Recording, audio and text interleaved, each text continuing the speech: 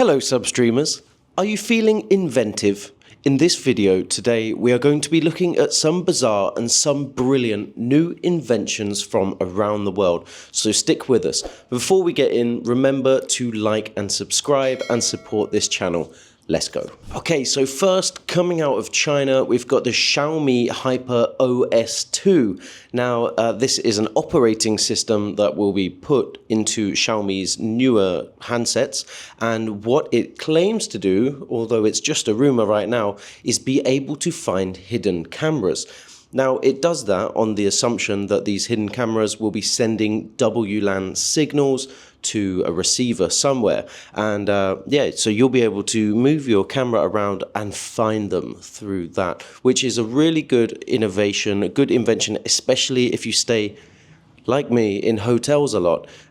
You know, you want to make sure nobody's peeping on you. Now, invasive and illegal voyeur videos could be coming to an end thanks to this, and it could also kind of motivate other phone developers like Samsung and Apple and Huawei to also think about more inventive and creative ways to give users privacy features. Now, the feature isn't fully confirmed yet, but it is expected to be soon.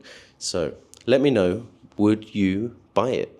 And let's move on to the next invention. Do you love hiking, but sometimes you get a bit tired towards the top?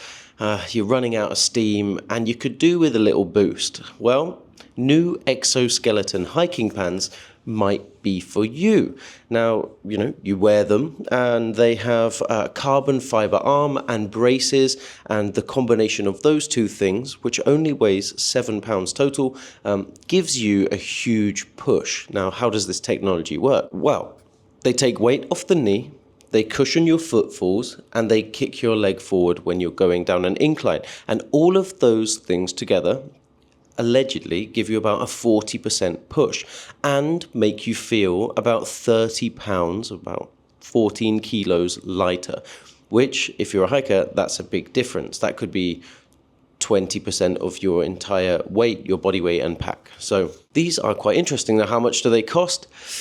Just the small sum of 5,000 US dollars, or if you want a discount, 4,500 US dollars if you support them early and get in the early bird release. Now, they're built as a collaboration by Arc'teryx and Skip. Now, Arc'teryx is like the clothing manufacturer and Skip is the technology company. And the trousers are called Mo/Go. I thought that might be Movement Go or something, but it's actually Mountain Goat. So these exoskeleton pants should give you the power of a mountain goat to climb in a bionic way. I think this is great. Would you buy a pair? Oh, at that price point, I don't think many people will. Now, I was thinking, who is going to buy this? Because, you know, for people with mobility issues, I assumed they would be key, and kind of unfit people who like to do hiking. But actually, the product market fit here, interestingly, is advanced hikers who want to use them as range extenders. So they're hoping that the really extreme hiking audience will think, I could get an extra X amount of miles or kilometers into my hikes with the help, or at least if they are stuck somewhere, it might help them get back. Let's move on to the next invention. Introducing Friend, your new companion AI. Now, honestly, I thought this was a joke. I thought it was a parody. I'm still not sure. I'm still on the fence. If it's satire, it's really good. It's really clever. If it's not satire, it's really weird. But I love weird and wonderful, and I think you will too. So let's run the clip so you can see a bit.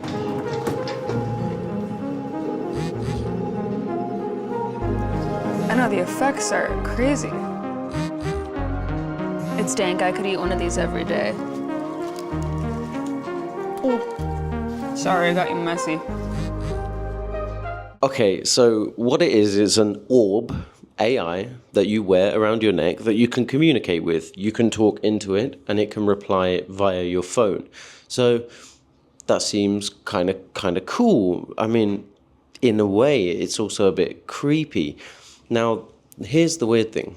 It's an LLM. It's learning. It's learning not just you, but your interactions with other people, the things that happen to you. It's learning your partner, your family. Now, what would be to happen if your partner left you and you were completely distraught and heartbroken? Would your AI really have the emotional intelligence to support you? Or would it keep bringing it up? Would it keep hurting you? And it doesn't really know that. What if a family member were to die? Would your AI expand your suffering, or would it calm you? Now, we don't really know. But what we do know is that AI's emotional depth is not the same as humans. So it's challenging. And I think this is a really complex issue. And personally, for me, I don't think we should be looking to AI to meet emotional needs. And we've covered this in various stories. A lot of people disagree with me, but I think we shouldn't.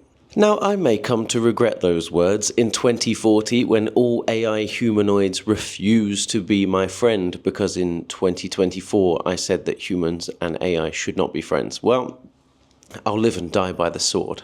So do you agree with me? Let me know in the comments. Could you really befriend an AI and give them the same level of respect that you would a person? Well, this story, this friend, there is controversy, right? The project has some controversy, mainly because the founder raised $2.5 million in seed money and spent 1.8 million of that on the friend.com domain name, which, it's not great for project development, but it's probably a better asset than the necklace itself.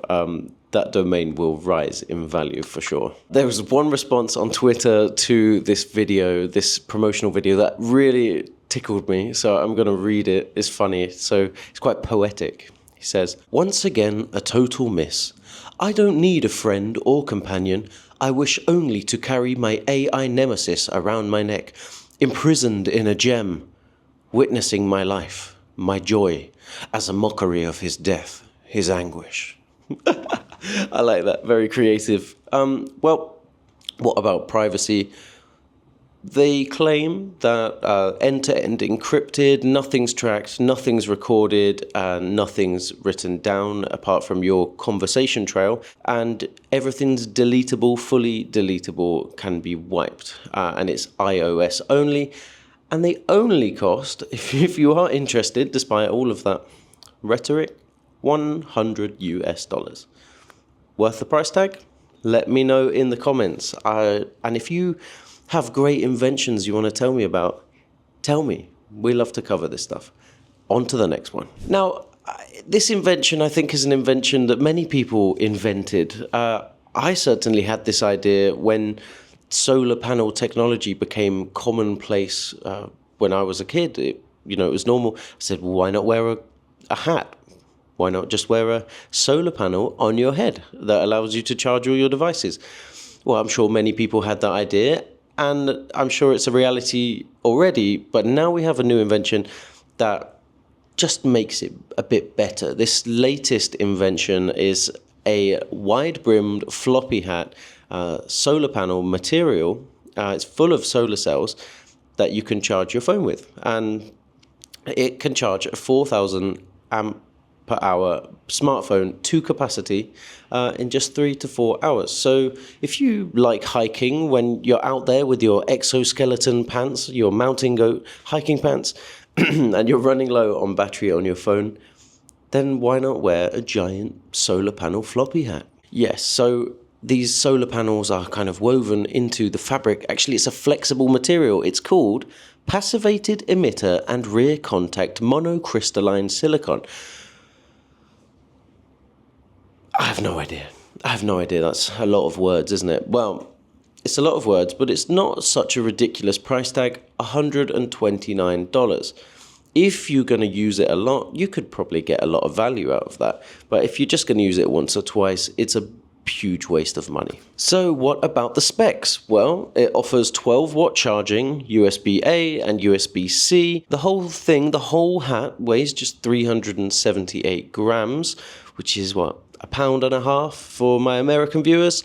It's dustproof and largely water resistant, although not fully waterproof. If you're watching this video after it's been released and it's still August 2024, you can get in on the early release and get a better price. You can pre-order it at a lower rate.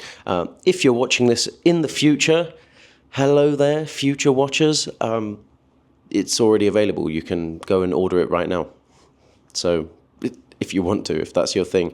Personally, I don't really like the design. It's kind of a witchy kind of hat.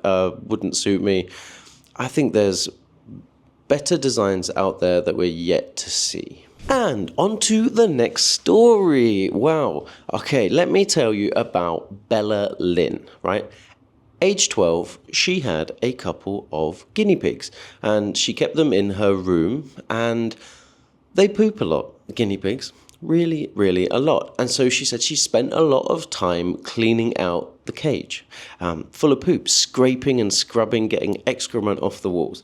And she said, there must be a better way. Well, now she's 17, it's been 5 years, and she just made $409,000 last year with her product, Guinea Loft. Yes, she's the CEO of Guinea Loft. They are advanced guinea pig cages, designed in California, made in China. And the whole concept is they use different materials that make it easy to clean.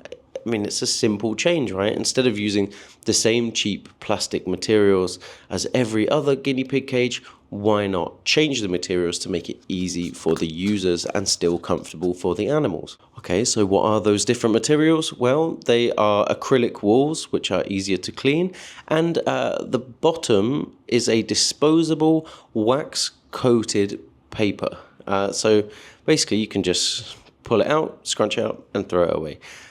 I don't know why that's different from just using like greaseproof paper or something like that, but obviously this idea is popular because she's doing really well. And right now she claims to be making about $70,000 per month, which is really incredible.